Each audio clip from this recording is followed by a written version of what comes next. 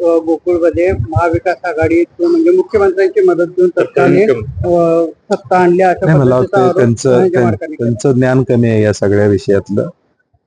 मला वाटतं भीमा कारखान्याचं क्रशिंग किती झाले ते जर सांगितलं तर कोल्हापुरातल्या सहकाराला त्यांचं मार्गदर्शन वगैरे परत एकदा आता एक वर्ष निवडणुका, मला काय वाटते की लोकशाहीमध्ये निवडणुकाच हा टेस्ट असतो.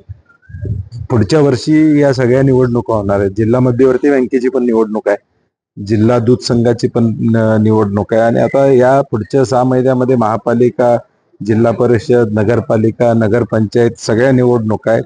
हा सगळा मॅन्डेट लोकांनी दिलेला असतो आणि लोकांनी पुढच्या वर्षभरानं निर्णय घेतील. 10-12 रुपये दरवाढ आम्ही दुधाला त्या ठिकाणी प्रामुख्याने मी जो शब्द दिला होता की मी आणि मशिद साहेबांनी 2 रुपये तरी वाढवू, आज जवळजवळ 11-12 रुपयेवर आम्ही गेलेलो आहे. त्यामुळे शेतकऱ्यांना माहिती आहे की कुणाच्या हातात असलं तर टँकर कुणाचे लागणार आहेत हे लोकांना माहिती आहे.